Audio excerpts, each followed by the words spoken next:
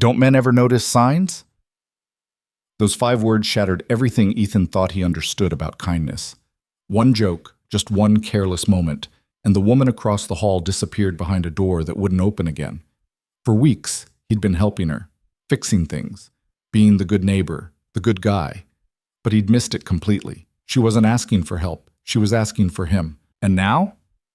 Now Ethan Carter, single dad and professional life rebuilder, had to figure out how to fix the one thing he'd never learned to handle, his own heart. Stay with me until the end.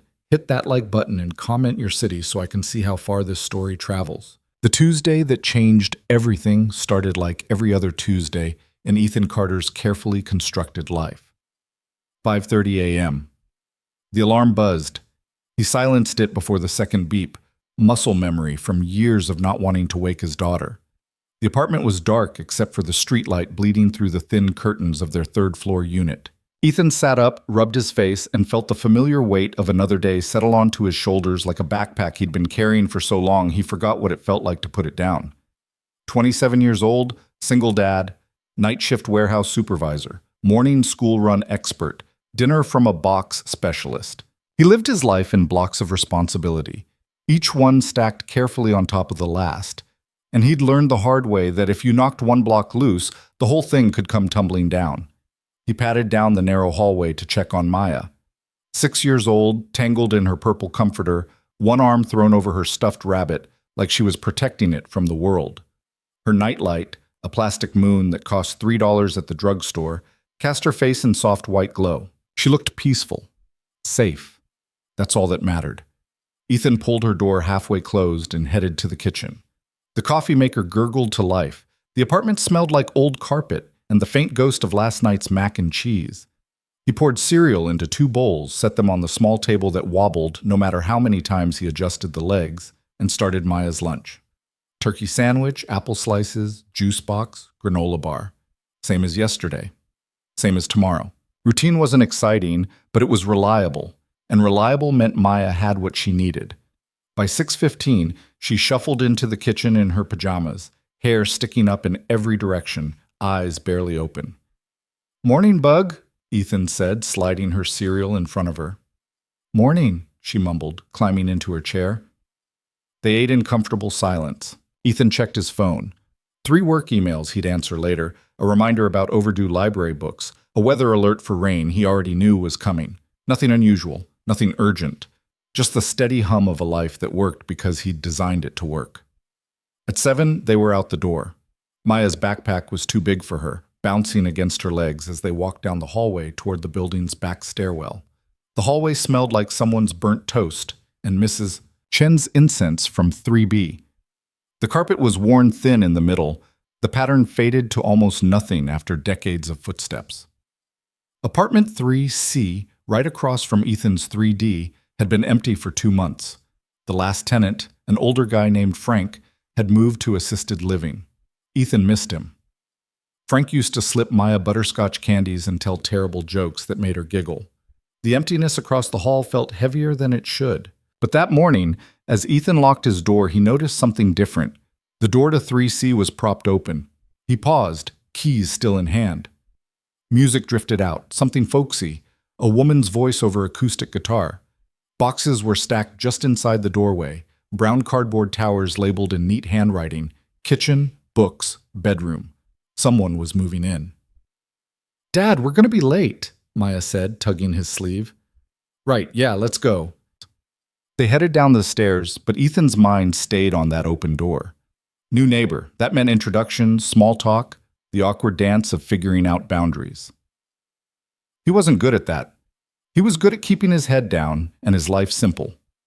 He dropped Maya at school, kiss on the forehead, remind her to listen to her teacher, watch her disappear into the building with her oversized backpack, and then drove to the warehouse for a shift that blurred into every other shift. Lift, load, check inventory, manage the crew, answer questions, solve problems.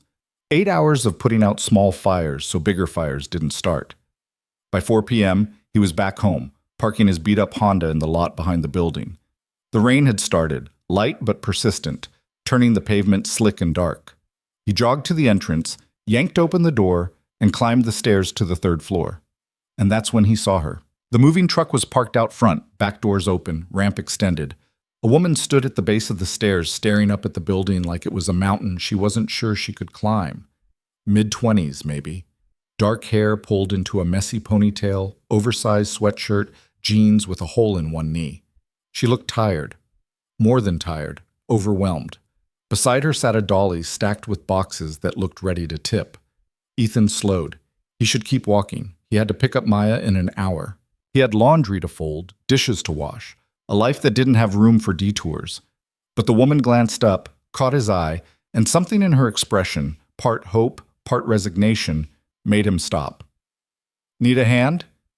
The words came out before he could think them through. She blinked, surprised. "Oh, yeah, actually, if you're not busy."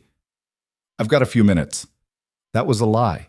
He didn't have a few minutes, but he was already walking down the stairs, already reaching for the top box on the dolly. "Thank you so much," she said, relief flooding her voice. "I thought I could do this myself, but—" She gestured vaguely at the truck, the rain, the boxes. "It's a lot." "No problem. Which floor?" "Third, apartment 3C. Of course, right across from him. "I'm in 3D, Ethan said, lifting the box. It was heavier than it looked. Books, probably. "Name's Ethan." "Lena. Lena Brooks." "Nice to meet you, Lena." She smiled, small, tentative, like she wasn't sure if she was allowed to. "You too." They worked in silence at first, hauling boxes up 3 flights of stairs. Ethan fell into a rhythm. Lift, climb, drop, repeat. The rain picked up, drumming against the building, but inside the stairwell it was just the sound of their breathing and the shuffle of cardboard against denim. Lena tried to keep up, but she was struggling. Ethan noticed the way she paused on the second-floor landing, the way she adjusted her grip on a box that clearly weighed more than she expected. "You can take a break," he said. "I'm fine." "You don't look fine." She shot him a look, half annoyed, half amused. Wow. Honesty right out of the gate. Ethan felt his face heat. "I didn't mean, I'm kidding." She laughed, and it was a nice sound, warm and a little raspy. "You're right, I'm dying. But I don't want to be that neighbor who makes you do all the work. Too late, I'm already doing all the work." "Fair point." By the time they finished, it was past 5. Ethan's back ached, his shirt was damp with sweat, and he was definitely going to be late picking up Maya. But Lena's apartment was full of boxes, the truck was empty, and she looked at him like he'd just performed a miracle. "I don't know how to thank you," she said, standing in her doorway, rain-soaked and exhausted. "Seriously, I owe you." "Don't worry about it." "No, really, She paused, searching for words. "I just moved here. I don't know anyone. This city feels huge, and I'm in this tiny apartment with 1,000,000 boxes, and I was starting to think I made a huge mistake. But you helped. A stranger helped. That means something." Ethan shifted his weight, uncomfortable with the gratitude. "It's just boxes." "It's not just boxes." Her eyes held his, dark and earnest. "It's more than that." He didn't know what to say to that, so he just nodded. "Well, welcome to the building. If you need anything, I'm right across the hall." "Thank you, Ethan." He turned to leave, but she called after him. "Hey, what do you do? For work, I mean." "Warehouse supervisor, night shift mostly." "And you've got a kid?" He stopped. "Yeah. Daughter, Maya, she's 6. Single dad?" The question was casual, but it hit him harder than it should have. "Yeah." Lena nodded slowly, like she was filing that information away. "That's impressive." "It's just life." "Still impressive." Ethan didn't know how to respond to that either, so he gave her a small wave and headed across the hall to his own apartment. Inside, he leaned against the door and let out a long breath. New neighbor. Lena Brooks. She seemed nice. A little intense, maybe. A little too grateful for something as simple as carrying boxes. He glanced at the clock. 5:15. Late. He grabbed his keys and headed out to get Maya.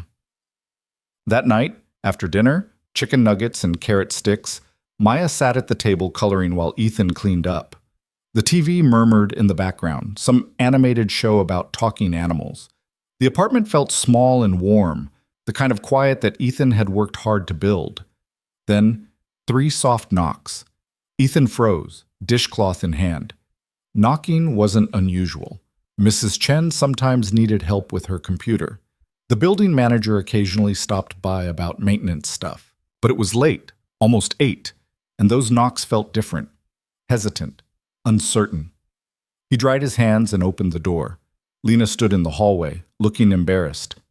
"Hey," she said, "I'm so sorry to bother you." "No bother. What's up?" "I'm trying to put together this bed frame, and I can't figure out the instructions. They're in Swedish, I think, or maybe just gibberish. I don't know. I've been staring at them for an hour, and I'm losing my mind." Ethan glanced back at Maya, who was completely absorbed in her coloring book. "Give me 2 minutes," he said. "Are you sure? I know it's late. It's fine." He told Maya he'd be right back, grabbed a screwdriver from the junk drawer, and followed Lena across the hall. Her apartment was chaos. Boxes everywhere, half-unpacked dishes on the counter, a lamp sitting on the floor next to an empty bookshelf. In the middle of the room sat the bed frame, or what was supposed to be a bed frame. Right now it was just a pile of wooden slats and metal brackets. "I got it from IKEA," Lena said, like that explained everything. "Big mistake." Ethan knelt down, examined the pieces, and picked up the instruction sheet. It was, in fact, in Swedish, but the diagrams were clear enough. "This isn't too bad," he said. "You're nicer than you need to be." He smiled despite himself and got to work. Lena hovered nearby, handing him pieces when he asked, holding things steady when he needed a second pair of hands. She talked while he worked, nervous chatter, the kind people do when they're trying to fill silence. She'd moved from Portland, graphic designer, freelance, needed a change of scenery. Columbus seemed nice, affordable, at least. She didn't know anyone here, which was scary but also kind of exciting. Fresh start, clean slate. All those cliches people say when they're running from something but don't want to admit it. Ethan didn't pry. He just tightened bolts and aligned brackets and let her talk. 20 minutes later, the bed frame stood solid and complete. "Oh my God," Lena said, staring at it like it was a work of art. "You're a wizard." "Just screws and patience." "Still, thank you, again. I swear I'm not usually this helpless." "You're not helpless, you're just new." She smiled, and it was different from the smile earlier, less tentative, more real. "You're really nice, you know that?" Ethan stood, brushing dust off his knees. "I should get back. Maya's probably wondering where I went." "Right, of course. Thanks again, Ethan." "Anytime." But even as he said it, he wondered if he meant it. Oh, the knocks continued. 2 nights later, a lamp that wouldn't turn on. Ethan replaced the bulb. Friday. The washing machine in the basement ate her quarters, and she didn't know who to call. Ethan showed her how to jiggle the coin slot just right. Sunday. Her mailbox key didn't work. Ethan went down with her, wiggled it until the lock gave, and made a mental note to tell the building manager. Tuesday. The Wi-Fi router wasn't connecting. Ethan reset it. Thursday. A jar of pasta sauce she couldn't open. Ethan twisted the lid off in 2 seconds. Each time, Lena apologized. Each time, Ethan said it wasn't a problem. And each time, he stayed a little longer.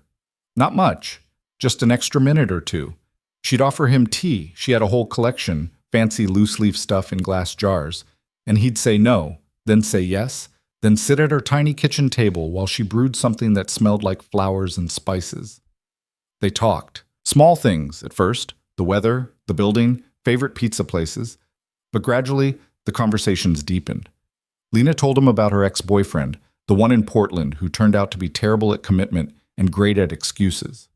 She told him about her parents, who were supportive but worried she was throwing her life away by moving across the country on a whim. She told him about her work, how freelancing was feast or famine, how some months she felt like a genius and other months she felt like a fraud. Ethan told her about Maya, how she loved dinosaurs and hated broccoli, how she asked a million questions and never seemed to run out of energy, how being a single dad was the hardest thing he'd ever done, but also the thing he was most proud of. He didn't talk about Maya's mom. That subject was a locked box he didn't open for anyone. But Lena didn't push. She just listened, sipping her tea, nodding at the right moments, making him feel like his small, ordinary life was worth talking about. And somewhere in those late-night visits, something shifted. Ethan started looking forward to the knocks. He started noticing things. The way Lena tucked her hair behind her ear when she was concentrating. The way she laughed, full and unself-conscious, like she forgot to be worried about what people thought. The way her apartment smelled like lavender and coffee. The way she always thanked him, even for the smallest things, like he'd done something extraordinary instead of just tightening a screw or opening a jar. He told himself it didn't mean anything. She was his neighbor. He was being helpful. That's what neighbors did. But late at night, after Maya was asleep and the apartment was quiet, Ethan found himself thinking about Lena, wondering if she was still awake across the hall, wondering what she was doing, wondering if she thought about him too. He didn't let himself wonder too long. That road led to complications, and Ethan's life didn't have room for complications. 3 weeks after Lena moved in, she knocked on his door with a different request. "I bought string lights," she said, holding up a tangled mess of wires and tiny bulbs. "But I can't figure out how to hang them without drilling holes in the wall." Ethan looked at the lights, then at her hopeful expression. "Command hooks? Do those work?" "If you use enough of them." "I have a whole box. Come on, please. I'm trying to make this place feel less like a cardboard prison." Ethan glanced back at Maya, who was already in her pajamas watching a movie. 10 minutes, he said. "You're the best." They worked in her living room, hanging the lights along the edge of the ceiling. Lena stood on a chair, holding the strand in place while Ethan pressed the hooks into the wall. It was awkward, reaching over each other, trying not to knock into things. But they managed. When they finally plugged the lights in, the room transformed. Warm golden glow, soft shadows, the kind of light that made everything feel cozy and safe. "Oh, wow," Lena said softly, stepping back to admire it. "This is perfect." Ethan nodded. It did look good. They stood there for a moment, side by side, and the air between them felt different, charged, intimate. Ethan's chest tightened. He needed to leave, go back to his apartment, put distance between this moment and whatever it was trying to become. But instead he opened his mouth and made a joke. "You know," he said, trying to sound casual, "for someone who's pretty high maintenance, you've got good taste in lighting." The words landed like a stone in still water. Lena's face changed. The softness disappeared. Her smile faded into something tight and polite. "High maintenance," she repeated. Ethan's stomach dropped. "I didn't mean—" "No, it's fine." Her voice was calm, too calm. "You're probably right. Lena, it's late. You should get back to Maya. I was just joking. I know." She walked to the door, opened it. "Thanks for your help, as always." The dismissal was gentle but absolute. Ethan left, feeling like he'd just failed a test he didn't know he was taking. Back in his apartment, he stood in the dark, staring at the closed door across the hall. What the hell just happened? The next day, Lena didn't knock. Or the day after that. Or the day after that. The hallway stayed quiet. Her door stayed closed. Ethan caught glimpses of her, leaving for the day, coming home with groceries. But she didn't look his way, didn't smile, didn't wave. It was like he'd become invisible. Maya noticed. "Where's Lena?" she asked one night at dinner. "She's busy, Bug. She hasn't come over in forever. People get busy." "Did you make her mad?" Ethan looked up, startled. "What?" "No, why would you think that?" Maya shrugged. "You make that face when you think you messed up." "What face?" "The guilty face." He sighed. "Eat your peas." But Maya was right. He had messed up. He just didn't understand how. Go on. A week passed. Then 2. The silence across the hall grew heavier. Ethan replayed that night over and over, trying to figure out what he'd said wrong. High maintenance. It was a dumb joke, sure, but it wasn't cruel. He'd been trying to lighten the moment, to deflect the weird tension building between them. But maybe that was the problem. Maybe she'd felt it too. The shift. The possibility. And his joke had shut it down before it could become something real. Or maybe he was overthinking it. Maybe she'd just gotten tired of him. Tired of the guy across the hall who fixed her stuff but couldn't hold a real conversation. Tired of pretending she needed help when she was probably perfectly capable of handling everything herself. Either way, the result was the same. Lena was gone. Not physically, she still lived across the hall, but in every way that mattered. And Ethan, who'd spent years building a life that didn't need anyone, discovered that he missed her. more than he thought possible. It was Maya who finally pushed him. "You should say sorry," she said one Saturday morning, out of nowhere. "What?" "To Lena. You should say sorry. Bug, I don't even know if—" "You hurt her feelings, I can tell, so say sorry." Ethan stared at his 6-year-old daughter, who somehow understood people better than he ever would. "It's not that simple." "Yes, it is. You say, 'I'm sorry I hurt your feelings,' and then she'll either forgive you or she won't. But you can't just do nothing." She was right. Of course she was right. That afternoon, after lunch, Ethan stood in front of Lena's door for a full minute before he knocked. No answer. He knocked again. Still nothing. He was about to give up when the door opened. Lena stood there in sweatpants and an old t-shirt, hair in a bun, no makeup. She looked tired, guarded. "Hey," Ethan said. "Hey." Silence. "Can we talk?" he asked. She hesitated. "About what?" "About whatever I did wrong." Lena sighed, but she stepped aside. "Come in." He followed her into the apartment. The string lights were still up, casting everything in soft gold, but the warmth, he remembered, was gone. They stood in the middle of the room, an awkward distance apart. "I'm sorry," Ethan said, "for the joke. I didn't mean anything by it. I was just, I don't know, nervous, I guess. And I said something stupid." Lena crossed her arms. "You called me high maintenance." "I know I shouldn't have." "Do you actually think that? That I'm some needy person who can't do anything herself?" "No, God, no. I was just—" He stopped, frustrated with himself. "I was deflecting." "Deflecting what?" He met her eyes. "The moment. It felt like something was happening, and I didn't know how to handle it, so I made a dumb joke to kill it." Lena stared at him. "You killed it on purpose?" "I panicked." "Why?" "Because I'm a single dad who works nights and barely keeps his life together. Because my world is my daughter, and I don't have space for anything else. Because people like you don't usually—" He stopped himself. "Don't usually what?" Ethan swallowed hard. "Don't usually notice people like me." The air in the room changed. Lena's expression softened, but there was something sharp underneath, something he hadn't seen before. "You think I didn't notice you?" she said quietly. "I think you needed help, and I was there." "Ethan." She took a step closer. "Why do you think I kept asking for help?" He blinked. "Because you needed it?" "I didn't need it." The words hit him like cold water. "What?" "The bed frame? I could have figured it out.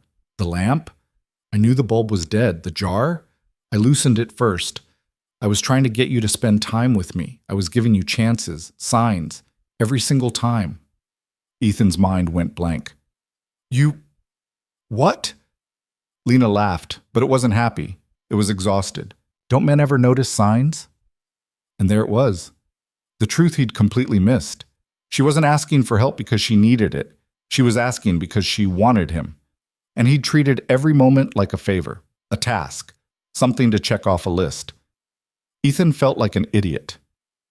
"I didn't know," he said, voice rough. "I know you didn't. That's the problem." She looked at him, eyes bright with frustration. "I thought I was being obvious. I thought, God, I don't know what I thought. That maybe you felt it too. That maybe all those nights drinking tea and talking meant something." They did. "Then why didn't you do anything?" "Because I'm scared." The words came out louder than he meant.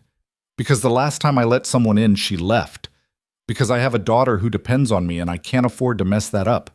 Because I'm 27 years old and I don't know how to do this, any of this." Lena's expression cracked, just a little. "I'm scared too," she said quietly. "That's why I kept making excuses to knock on your door. Because starting something real is terrifying. But at least I tried."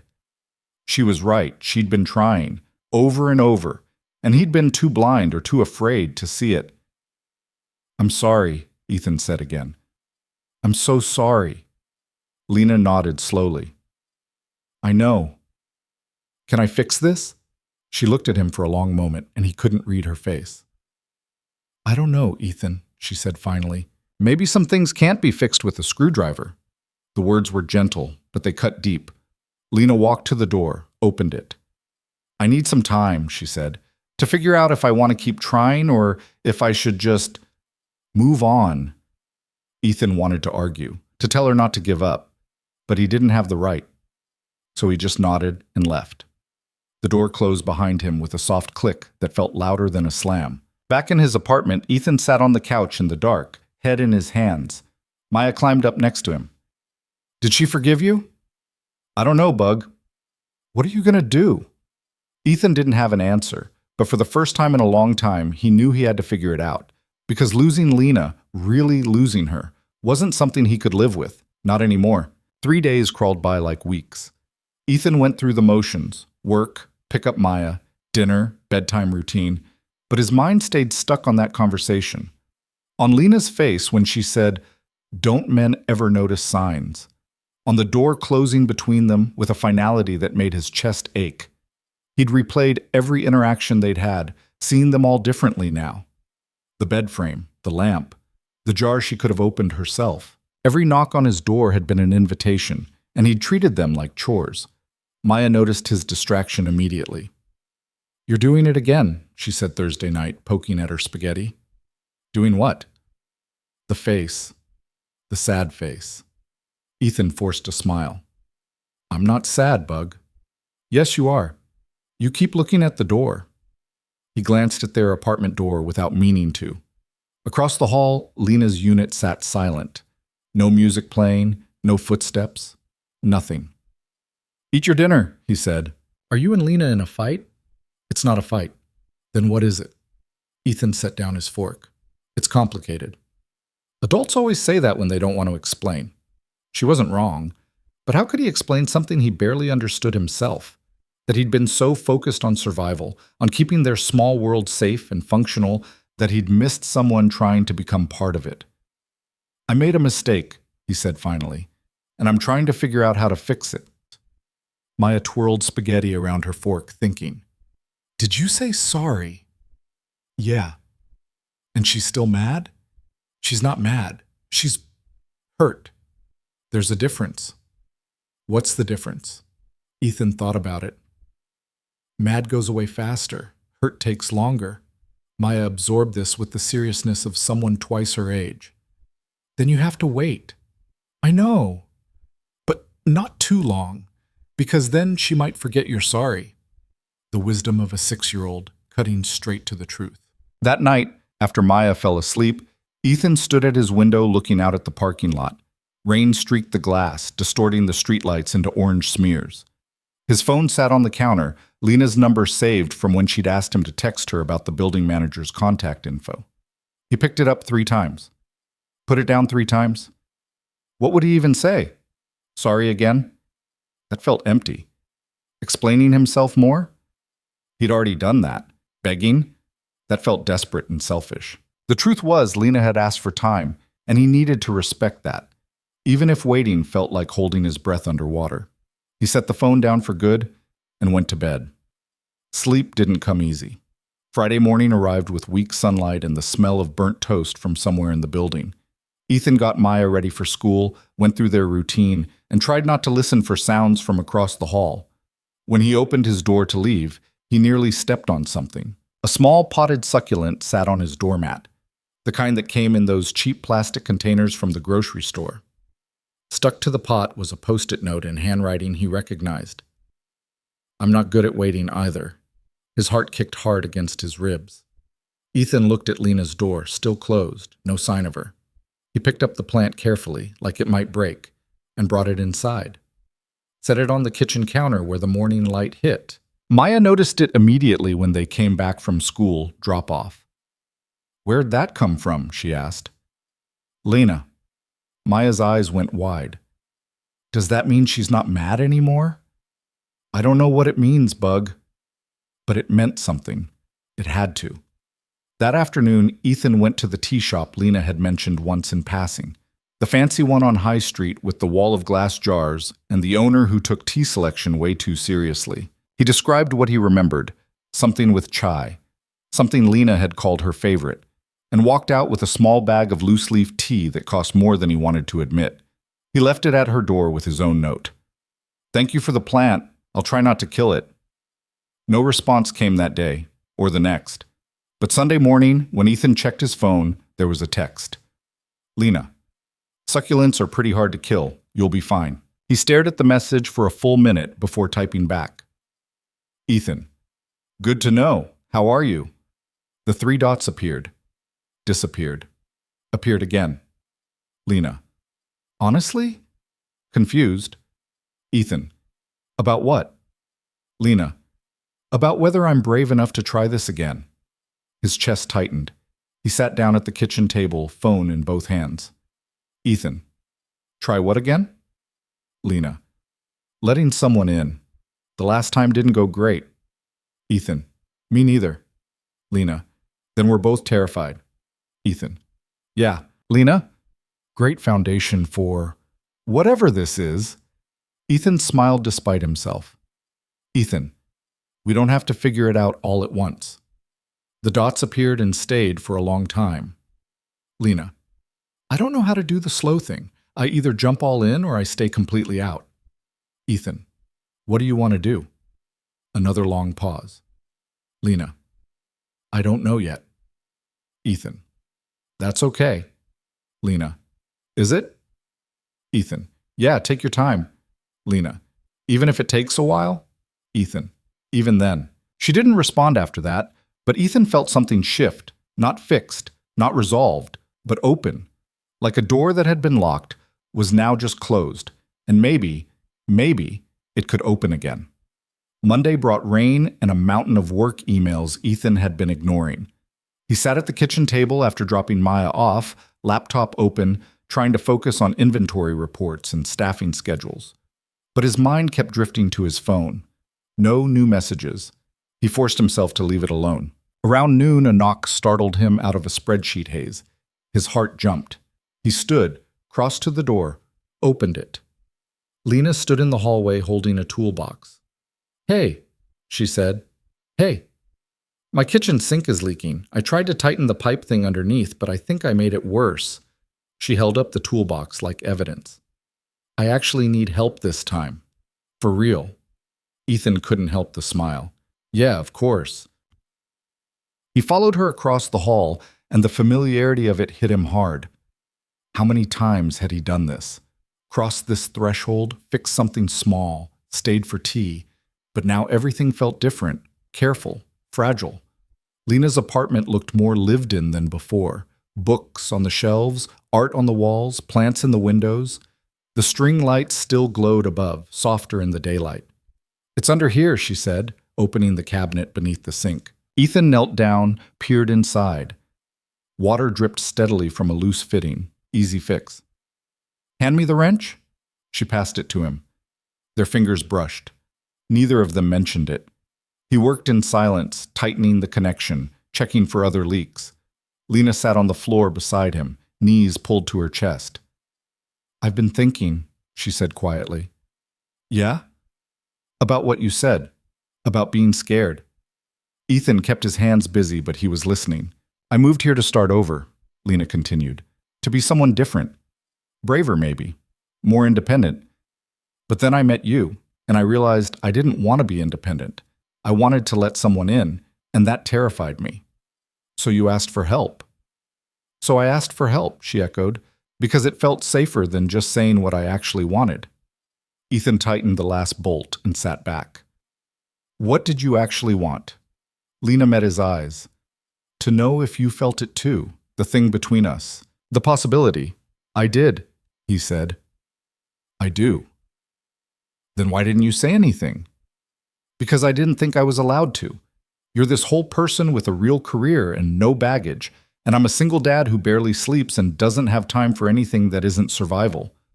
You think I don't have baggage? Not like mine. Lena laughed softly. Ethan, I moved across the country to escape a relationship that made me feel invisible. I spent 2 years with someone who looked right through me. And then I met you, and you actually saw me. You showed up. You listened. You cared about the small things. Do you have any idea how rare that is? He didn't know what to say. I wasn't asking you to fix my sink, Lena said. I was asking you to stay, to talk to me, to let me be part of your life, even if it was just for 20 minutes over tea. Ethan's throat felt tight. I'm sorry I didn't see it. Well, I'm sorry I wasn't brave enough to just tell you. They sat there on the kitchen floor, tools scattered around them, the sink dripping quietly in the background. Can I ask you something? Ethan said. Yeah. What happens now? Lena considered this. I don't know. I'm still scared. You're still scared. We're both disasters in our own ways. True. But I don't want to give up on this. On you. On whatever this could be. Hope flared in Ethan's chest. Me neither. So maybe we start small, Lena said. No more fake favors. No more hiding behind jokes or broken lamps. Just honesty. I can do honesty. Can you? He nodded. I like you, Lena. A lot. And it scares the hell out of me because I don't have room in my life for a lot. But I keep making room anyway. I think about you all the time. I listen for your footsteps in the hall. I look at that plant on my counter and wonder if it means you're giving me another chance. Lena's eyes were bright. It does. Yeah? Yeah. She smiled, and it was the first real smile he'd seen from her in weeks. But I need you to promise me something. Anything. If you're in, be in. Don't run when it gets hard. Don't make jokes to deflect when things feel too real. Just stay. I'll stay. You mean that? I mean it. Lena held out her hand. Then let's try this, for real. Ethan took her hand. Her grip was warm and steady. For real, he said. They sat there for a moment longer, hands clasped, the weight of everything unsaid finally settling into something manageable. Then Lena pulled him to his feet. Okay, now teach me how to fix a sink so I don't have to fake incompetence next time something breaks. Ethan laughed. You really loosened that jar on purpose? Every single time. That's dedication. That's desperation, she grinned. But it worked, didn't it? Eventually. Better late than never. They spent the next hour talking while Ethan showed her the basics of plumbing repair. Lena asked questions, took notes on her phone, and made jokes about becoming the handiest person in the building. Then you won't need me anymore, Ethan said. I'll always need you, Lena replied, so casually it took his breath away. When he finally left to pick up Maya from school, Lena walked him to the door. Thank you, she said, for coming over, for being honest, for staying. Thank you for giving me another chance. She leaned against the doorframe. One more thing. Yeah? Ask me out, properly. Ethan blinked. Now? Why not? I wasn't prepared. Ethan. He took a breath. Lena Brooks, would you like to have dinner with me sometime? She smiled. Yes, I'd like that. When? Whenever you're free. I know your schedule's complicated. Friday night? My neighbor Mrs. Chen watches Maya sometimes. Mrs. Chen from 3B? The one who burns incense? That's the one. Then Friday it is. Ethan felt lighter than he had in weeks. It's a date. Finally, Lena said, and the teasing in her voice was back. The warmth, the ease they'd had before everything got complicated. That night, Ethan told Maya about the dinner. She looked up from her homework, eyes wide. Like a date? Yeah, Bug, a date. With Lena? With Lena. Maya let out a squeal that probably violated the building's noise policy. She jumped up and hugged him so hard he stumbled backward. I knew it. I knew you liked her. Okay, calm down. This is the best thing ever. Can I meet her for real? Like not just in the hallway? We'll see. Let me not mess this up first. You won't mess it up. How do you know? Because you're my dad, and you're the best. Ethan's heart swelled. He kissed the top of her head. I love you, Bug. Love you too. Now go plan the best date ever. He laughed. No pressure. So much pressure. The next few days passed in a blur of work, parenting, and planning. Ethan asked around for restaurant recommendations. Somewhere nice, but not too fancy, quiet enough to talk, but not so quiet it felt like a job interview. He settled on a small Italian place downtown that one of his coworkers swore by. He texted Lena the details. She responded with a gif of someone doing a happy dance. Lena, I'm excited. Ethan, me too. Lena. And nervous. Ethan. Same. Lena. We're a mess, Ethan. Yeah, but we're trying. Lena. That's all that matters. Friday arrived with clear skies and a nervous energy Ethan hadn't felt since high school. He dropped Maya off at Mrs. Chen's apartment, endured her knowing smile and whispered encouragement, and went back to his place to change.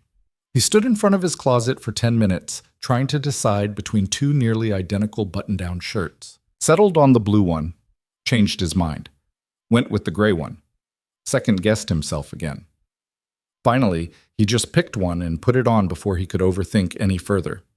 At 6:30, he knocked on Lena's door.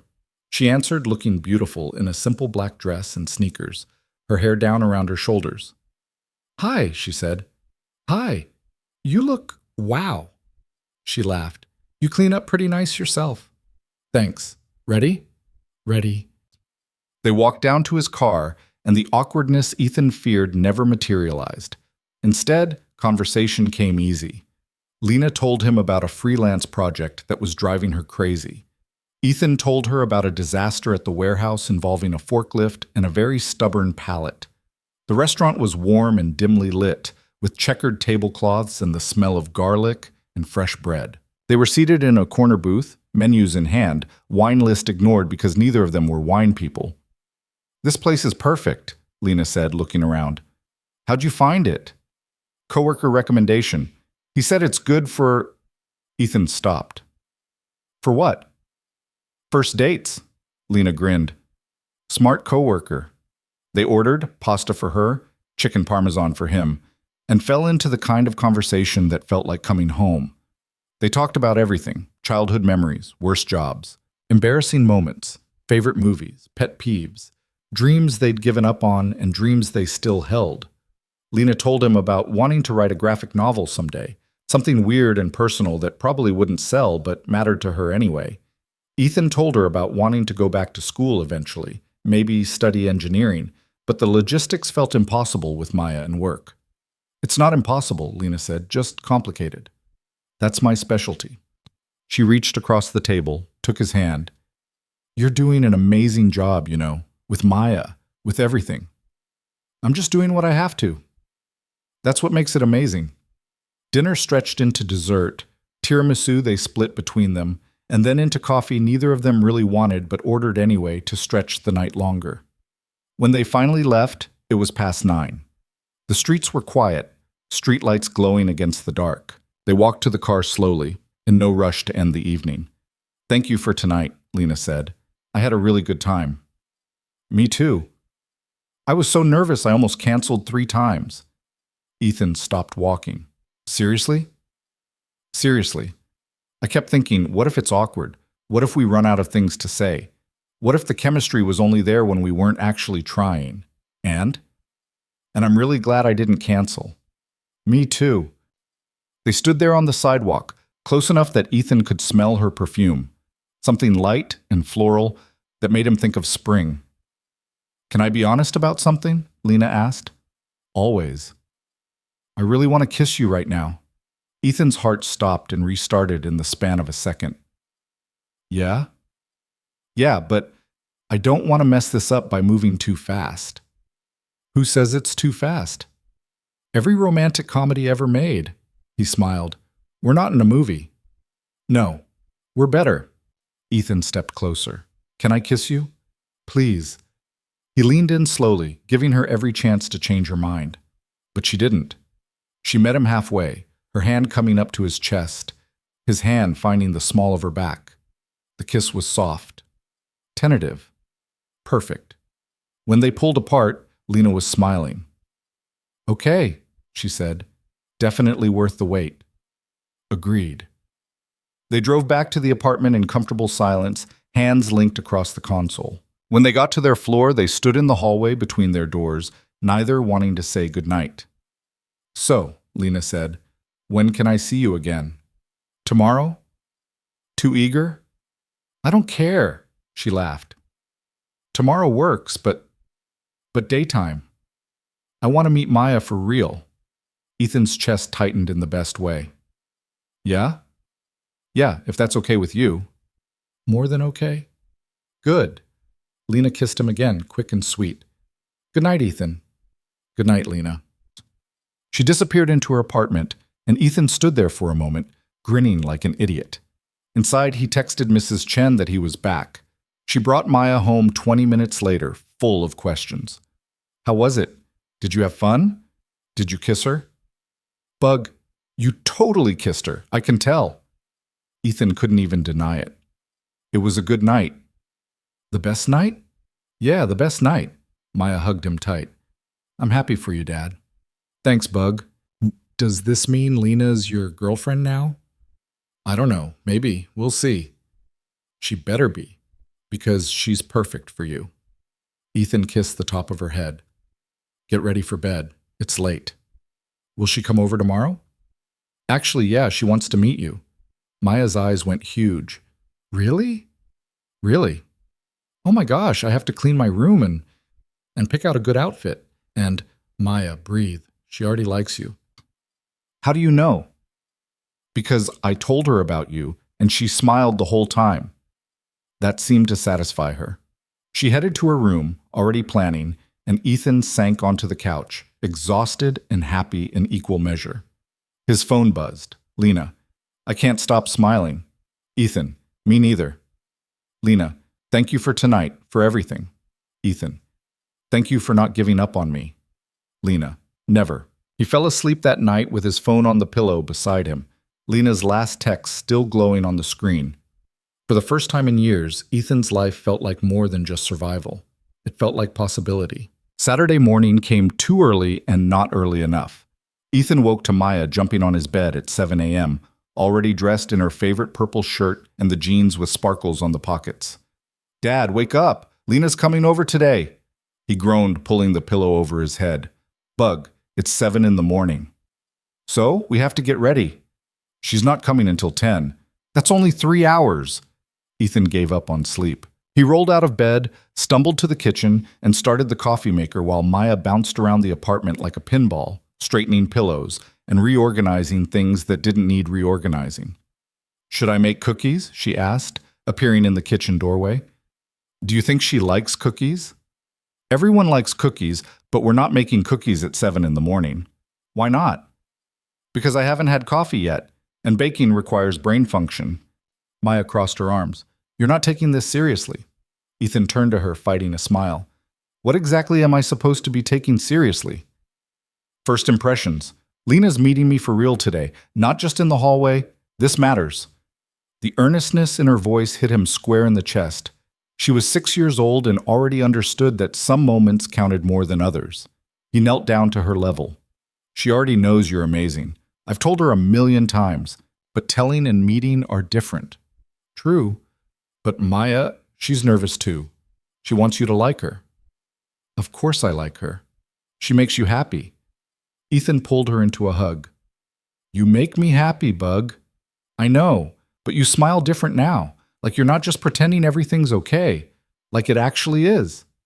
Sometimes his daughter's perception terrified him in the best way.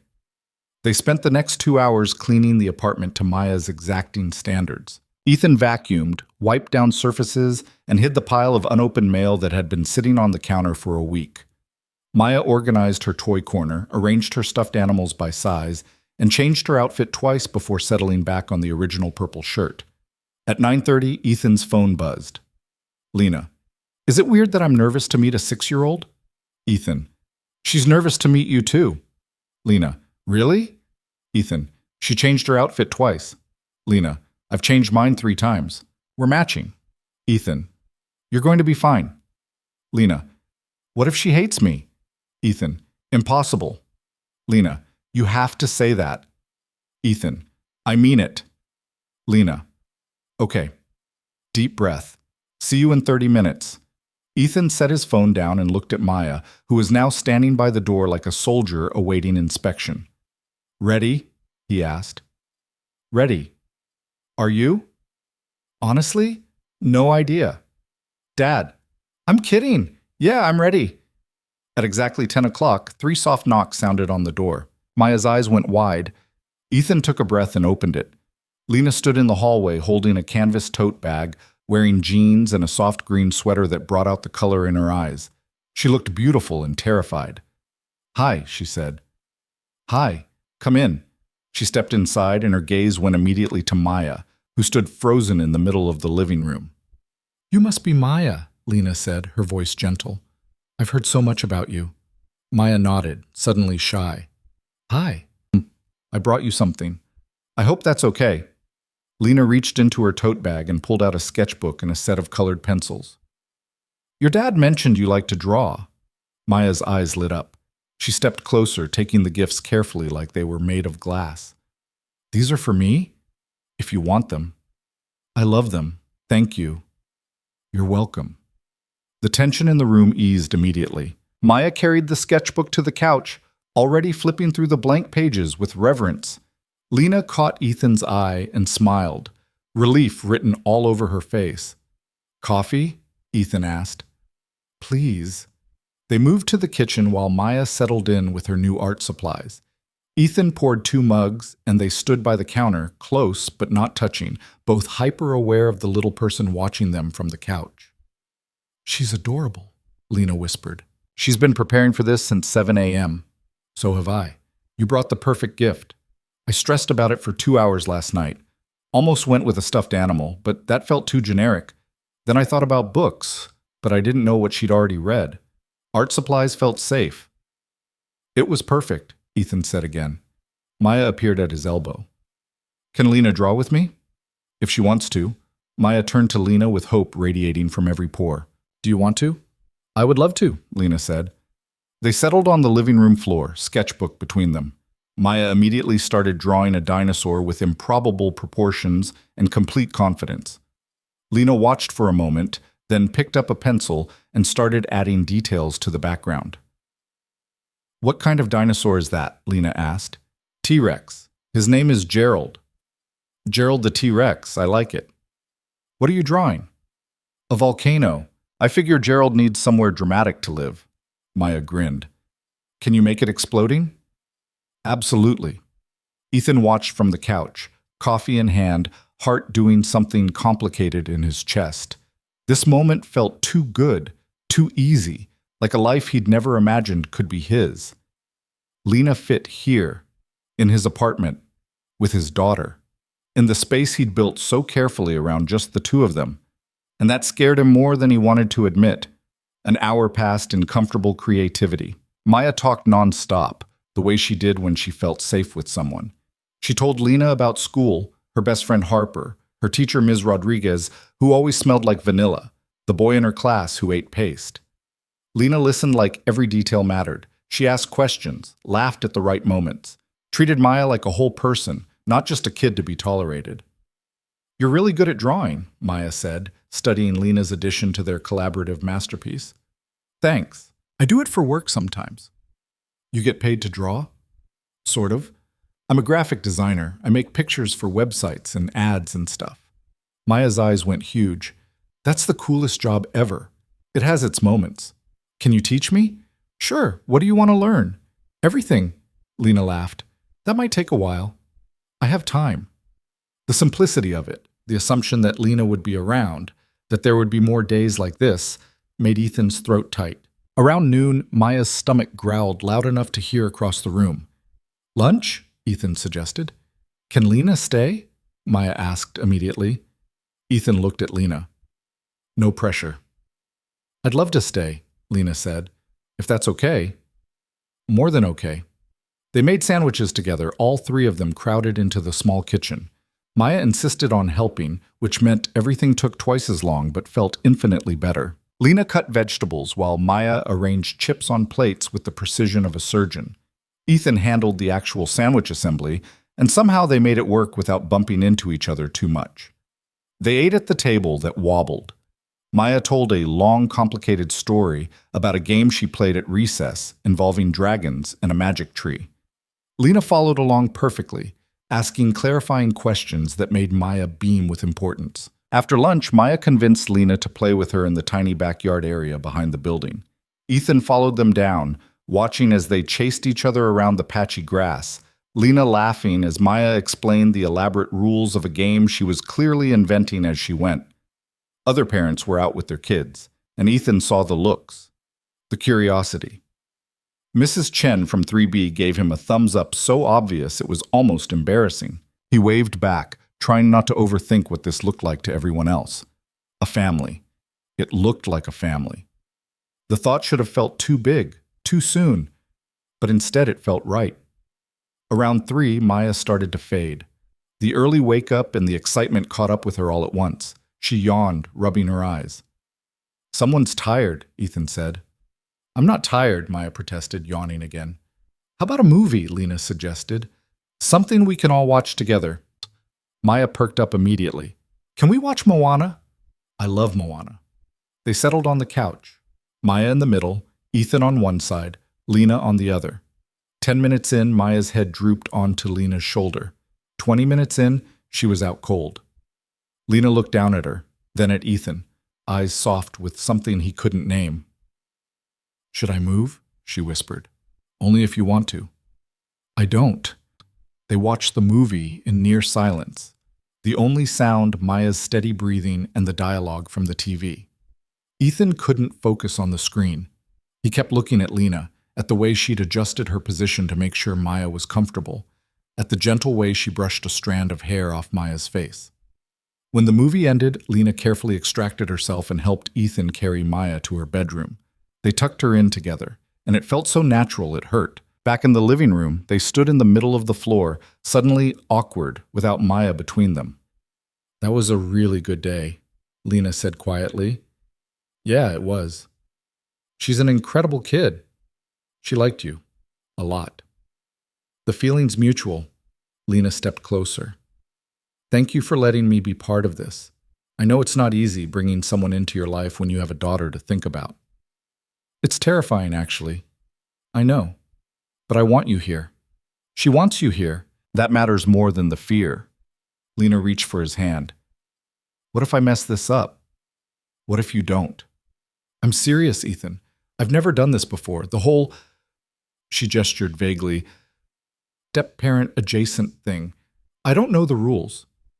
"There are no rules. We're making this up as we go." "That's not reassuring." He smiled. "It's honest. I don't want to hurt her. Or you. I don't want to hurt you either, but we're going to anyway, probably. Because that's what people do. They mess up. They disappoint each other. The question is whether we're willing to work through it when that happens." Lena looked at him for a long moment. "When did you get so wise?" "Single parenting crash course. It teaches you a lot about forgiveness." She kissed him then, soft and slow, and Ethan felt the last of his walls crack open. When they pulled apart, Lena rested her forehead against his. "I should probably go. Let you guys have your evening." "You don't have to." "I know, but I want to do this right, not rush it." "Okay." She kissed him once more, quick and sweet. "Same time tomorrow?" "You want to come back tomorrow? Is that too much?" "No, not even close." "Good, because I'm already planning activities." Ethan laughed. "Of course you are." At the door, Lena paused. "Hey, Ethan." "Yeah?" "This thing we're doing? It's scary, but it's also the best thing that's happened to me in a really long time." "Me too." She smiled and disappeared across the hall. Ethan closed the door and leaned against it, feeling like his life had just expanded in ways he didn't know were possible. The next few weeks fell into a pattern that felt almost too good to be real. Lena became a regular presence in their lives. Dinners together, weekend outings, movie nights on the couch. She and Maya bonded over art projects and terrible jokes. She learned Maya's routines, her preferences, the way she needed exactly 3 bedtime stories and always asked for one more. And Ethan fell harder than he'd ever fallen for anyone. But underneath the happiness, something nagged at him. A voice that whispered this was temporary, that good things didn't last. That eventually, Lena would wake up and realize she'd signed on for more than she bargained for. He tried to ignore it, tried to focus on the present, on the way Lena looked at him like he was worth something, on the way Maya's laughter had doubled since Lena came into their lives. But the fear sat there, patient and persistent, waiting for a crack to slip through. It came on a Wednesday evening, 3 weeks after that first day together. Ethan had a late shift and came home exhausted. Maya was already asleep. Lena had watched her, like she'd been doing more and more often. He found Lena on the couch, laptop open, working on a design project. "Hey," she said, looking up. "How was work?" "Long." He dropped onto the couch beside her. "How was Maya?" "Perfect. We made dinner, did homework, played about 17 rounds of Go Fish. She destroyed me." Ethan smiled. "She's good at that." "I noticed." Lena closed her laptop. "You look wiped." "I am." "Want me to go? Let you crash?" "No, stay." She shifted closer, and he put his arm around her, pulling her against his side.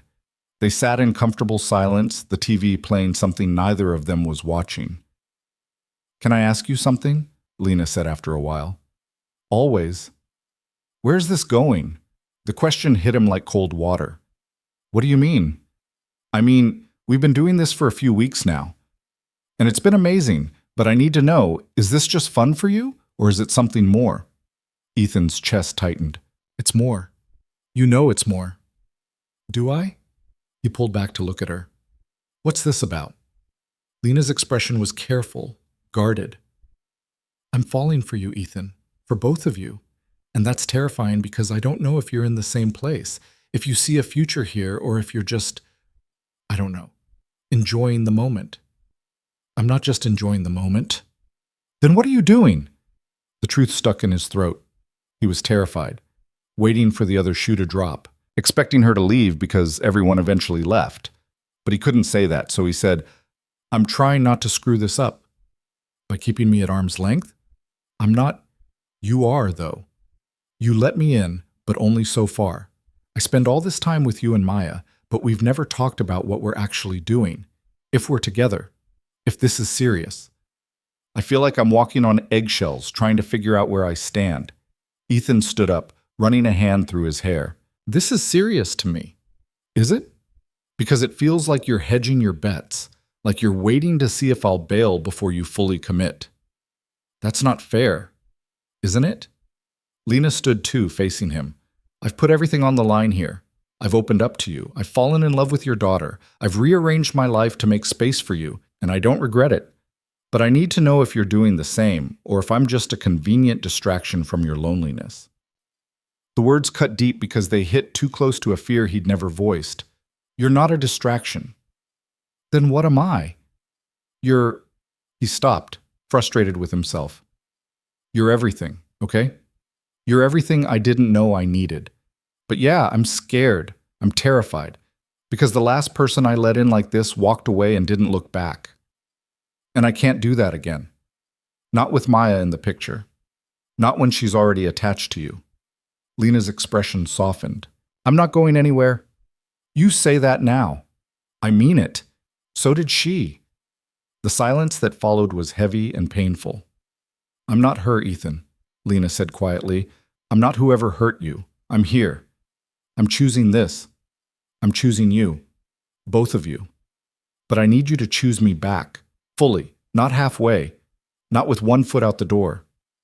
I am choosing you." "Are you?" "Because it doesn't feel like it. It feels like you're protecting yourself. Which I get. But I can't be the only one taking risks here." Ethan felt trapped between his fear and his longing. "What do you want me to say?" "I want you to tell me this is real, that we're building something, that you're not just killing time until something better comes along." "Nothing better is coming along. Then act like it." Her voice rose, frustration bleeding through. "Stop making jokes when things get too real. Stop changing the subject when I try to talk about the future. Stop treating me like I'm temporary." "I don't—" "Yes, you do. Just like you did with the high maintenance comment. You deflect. You hide behind humor and politeness and deflection because you're scared of being vulnerable. But Ethan, I need you to be vulnerable with me. That's how this works." He stared at her, the truth of her words sinking in like stones. She was right. He'd been doing it again, protecting himself, keeping her close, but not too close, making sure he had an escape route if things went bad. "I don't know how to do this," he admitted, his voice raw. "I don't know how to let someone in completely without waiting for them to leave." "You practice, you try. You fail sometimes and try again, but you don't give up before we've even started." "What if I mess it up?" "Then we'll fix it together." "What if I can't be what you need?" Lena closed the distance between them, taking his face in her hands. You already are. You just don't see it. Ethan's eyes burned. I'm so tired of being scared. I know, me too. I love you, he said, the words tumbling out before he could stop them. I love you, and that terrifies me because I don't know how to keep something this good without breaking it. Lena's eyes filled with tears. You love me? Yeah, I do, so much it hurts. I love you too, you idiot. That's what I've been trying to say. He kissed her then, desperate and honest, pouring everything he couldn't articulate into that moment. When they pulled apart, they were both crying a little. I'm sorry, he whispered, for keeping you at a distance, for not being brave enough to just stop apologizing and start trusting me. I do trust you. Then show me, not with words, with actions. Let me all the way in. He nodded, throat too tight to speak. They held each other in the dim living room, and Ethan felt something shift inside him. The wall he'd built so carefully started to crumble piece by piece, and it was terrifying and exhilarating all at once. I want a future with you, he said, with Maya. I want to figure out what that looks like together. Me too. But I'm going to mess up sometimes. I'm going to get scared and pull back without meaning to. I know. And I'll call you on it, and we'll work through it. You're very patient. Only with you. He smiled despite the tears still drying on his face. Stay tonight, not across the hall. Here. Yeah? Yeah, I'm done with the distance. Lena kissed him again, softer this time. Okay. I'll stay. They settled back on the couch, tangled together, and Ethan felt lighter than he had in weeks. The fear was still there. It probably always would be, but it felt manageable now, like something he could face with Lena beside him. Hey, Ethan, Lena said sleepily. Yeah? Thank you for being honest. Thank you for not giving up on me. Never. They fell asleep like that, the TV still playing quietly, the apartment warm and safe around them. And for the first time since Maya was born, Ethan let himself believe that maybe, just maybe, he deserved this kind of happiness. Saturday morning came too early, and not early enough. Ethan woke before his alarm, stomach tight with an anxiety he hadn't expected. Today, Lena would meet Maya properly, not just a hallway wave or a quick hello, but real time together. It mattered more than he wanted to admit. Maya was already awake when he checked on her, sitting cross-legged on her bed surrounded by stuffed animals she'd apparently been arranging by size. I'm nervous, she announced. Why are you nervous? What if she doesn't like me? Ethan sat on the edge of her bed. Bug, she's gonna love you. How do you know? Because you're impossible not to love. Maya chewed her lip, unconvinced. What if I say something weird? I always say weird things. You say interesting things. There's a difference. Dad. Maya. He pulled her into a hug. Just be yourself. That's all she wants. Promise? Promise. They made pancakes together. Maya's request, though she mostly just added chocolate chips while Ethan did the actual cooking. By the time Lena knocked at 10, the apartment smelled like butter and sugar and coffee, and Maya had changed her outfit 3 times. Ethan opened the door, and there she was, holding a small bakery box and wearing jeans and an oversized cardigan that made her look soft and approachable. Morning, she said, smiling. Morning, come in. Lena stepped inside, and her eyes immediately found Maya, who stood frozen in the middle of the living room like a deer caught in headlights. Hi, Maya, Lena said gently. I brought croissants. I wasn't sure if you liked them, but I figured worst-case scenario, your dad eats them. Maya giggled despite her nerves. I like croissants. Good, then we're already best friends.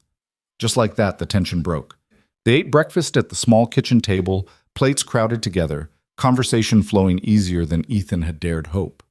Lena asked Maya about school, about her favorite subjects, about the stuffed rabbit that sat in the chair beside her. That's Mr. Hops, Maya explained. He's been with me since I was 3. That's a long friendship, Lena said seriously. The longest. Do you have any stuffed animals? I have a bear named Captain. He's on my bed right now. Maya's eyes lit up. Really? Can I see him sometime? Absolutely. Ethan watched them talk, something warm and unfamiliar expanding in his chest. This was what he'd been afraid of. Not that it would go badly, but that it would go well. That Maya would get attached. that he would let someone into their carefully balanced world and risk everything falling apart if it didn't work out. But watching Lena lean in to hear Maya's story about her dinosaur obsession, watching his daughter's face light up with the kind of joy that came from being genuinely listened to, he realized the risk might be worth it. After breakfast, Maya pulled out her dinosaur books and spread them across the coffee table, explaining to Lena the difference between a brachiosaurus and a brontosaurus with the intense focus of a professor giving a lecture. Lena listened like it was the most fascinating thing she'd ever heard. So this one, Maya said, pointing to a page, could eat from really tall trees because of its long neck. And this one was even bigger but ate different plants. That's incredible, Lena said. Which one's your favorite? The velociraptor, because they're smart and work together. Smart and loyal, that's a good combination. Maya beamed. She looked at her dad. Can Lena stay for lunch? Ethan glanced at Lena, who nodded. I'd love to. Yes, Maya pumped her fist in the air. Can we make grilled cheese? We can make whatever you want, Bug. They spent the afternoon in easy companionship. Grilled cheese sandwiches, tomato soup from a can, apple slices arranged on plates. Maya talked nonstop. Her initial nervousness completely evaporated. She told Lena about her best friend at school, about the art project she was working on, about how she wanted to be a paleontologist when she grew up. Or maybe a veterinarian, Maya added. I haven't decided yet. You've got time, Lena said. You can be both if you want. Really? Sure. Who says you only get one dream? Ethan cleared the dishes while they talked, stealing glances at them on the couch. Lena had her legs tucked under her, completely relaxed, while Maya leaned against the armrest chattering away. It looked natural, easy, like they'd known each other for years instead of hours. Later, when Maya went to her room to play, Lena helped Ethan finish cleaning up. She's amazing, Lena said quietly, drying a plate. You're doing such a good job with her. I'm just trying not to screw it up. You're not screwing it up. She's happy, confident, curious. That doesn't happen by accident. Ethan set down the dish he was washing. Can I tell you something? Anything. I was terrified about today. Why? Because if you and Maya didn't click, that would have been it. I can't be with someone who doesn't get her. She comes first, always. Lena set down the towel and turned to face him. I know that. I wouldn't want it any other way. But what if she gets attached and then... He stopped, the fear too raw to say out loud. Then what? Lena prompted gently. Then things don't work out between us and she gets hurt. Lena was quiet for a moment. That's a risk, yeah.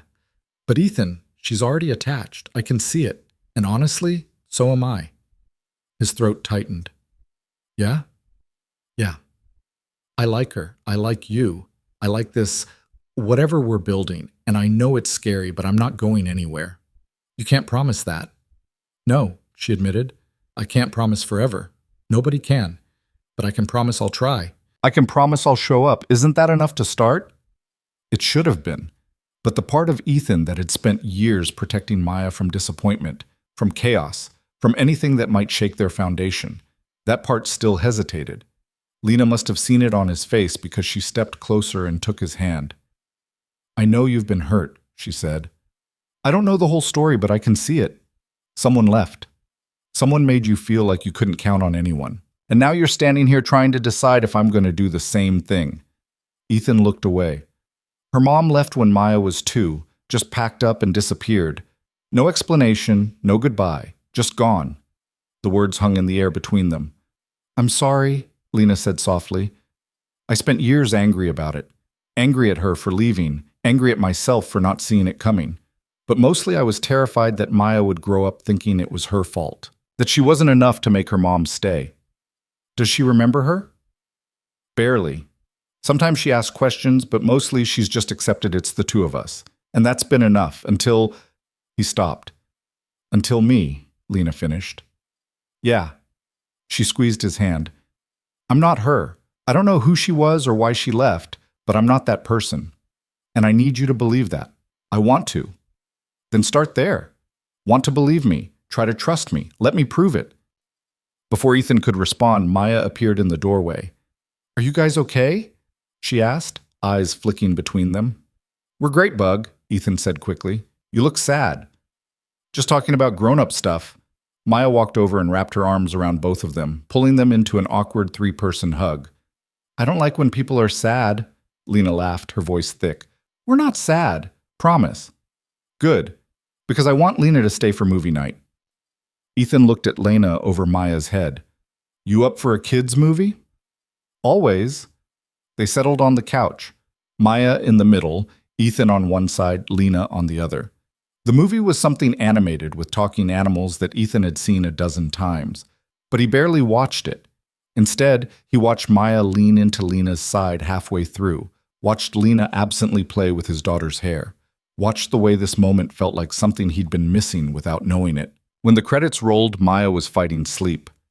Bedtime bug, Ethan said. But I'm not tired, she mumbled, eyes already closing. Sure you're not. He carried her to bed, tucked her in, and kissed her forehead. Love you. Love you too, Dad. She yawned. Lena's really nice. Yeah, she is. I hope she stays. Me too, Bug. Me too. When he came back to the living room, Lena was still on the couch, looking at her phone. She glanced up when he entered. She's asleep? Out cold, Lena smiled. Today was really good. Yeah, it was. But, she prompted. But nothing. It was good. She patted the couch beside her. Come here. Ethan sat, and she immediately curled into his side, head on his shoulder. They sat in comfortable silence, the TV still glowing softly in the background. I meant what I said earlier, Lena said after a while. About trying. About showing up. I know. Do you trust me? Ethan thought about it. Really thought about it. I'm learning to. That's fair. She tilted her head to look at him. What can I do to help? Just keep being you. That's enough. She kissed him, soft and slow, and for a moment everything else fell away. The fear, the doubt, the protective walls he'd built. It was just them, this moment, this possibility. When they broke apart, Lena stood. I should go. Let you get some sleep. You could stay, Ethan said before he could think better of it. Stay? On the couch. Or not on the couch. I don't know. I just don't want you to go yet. Lena smiled. I should still go. But soon, okay? Soon I'll stay. Promise? Promise. He walked her to the door, kissed her goodnight, and watched her disappear into her apartment. When he turned around, his own place felt different. Warmer, fuller, like something had shifted permanently. The next few weeks unfolded like something out of a dream Ethan hadn't known he was allowed to have. Lena became a regular presence in their lives. Sunday breakfasts, movie nights, quick dinners between his shifts. She fit into their routine so seamlessly it was like she'd always been there. Maya adored her. That was clear from the start. She'd knock on Lena's door asking if she wanted to color or play cards or just sit and talk, and Lena never said no. She'd drop whatever she was doing and give Maya her full attention, like there was nothing more important in the world than a 6-year-old's opinion on which crayon color was best. Ethan fell harder every day. But with that falling came the fear, the waiting, the certainty that at some point the other shoe would drop. It happened on a Tuesday. Ethan got a text from Lena mid-afternoon while he was at work. Lena, can we talk tonight after Maya's in bed? His stomach dropped. Those 4 words, can we talk, never meant anything good. That was the prelude to bad news, to endings, to the moment when someone decided you weren't worth the effort anymore. He forced himself to respond calmly. Ethan, sure, everything okay? Lena, yeah, just some stuff I need to say. That didn't make him feel better. The rest of his shift dragged. He went through the motions, checked inventory, managed his team, but his mind was elsewhere. On Lena. On what she might say. On whether this was the moment he'd been bracing for since the beginning. He picked up Maya from after-school care, made her dinner, helped with homework, and put her to bed, all while his anxiety climbed higher. At 8:30, he knocked on Lena's door. She answered immediately, like she'd been waiting. Hey, come in. He followed her inside, but the apartment smelled like the lavender candle she always burned. Her laptop was open on the coffee table, papers scattered around it. You want tea or anything? She asked. I'm good. They sat on opposite ends of the couch, and the distance felt intentional. "So," Ethan said, trying to keep his voice steady, "what's going on?" Lena took a breath. "I got a job offer." The words hit him like cold water. "A job offer?" "Yeah. A design agency in Portland reached out. They want me to come work for them full-time. Good salary, benefits, the whole thing. Portland, where she used to live, across the country." "That's great," Ethan heard himself say. "Congratulations." "I haven't said yes yet." "Why not?" "Because of you." The air went still. "What?" Ethan said. "Because of you," Lena repeated. "Because I just figured out what we have here, and the idea of leaving feels impossible." Relief and confusion hit him simultaneously. "So you're staying?" "I don't know. That's what I need to talk to you about." Ethan's chest tightened. "What do you want me to say?" "I want you to tell me what you want." "What I want?" "Do you want me to stay? Or is this still just casual for you?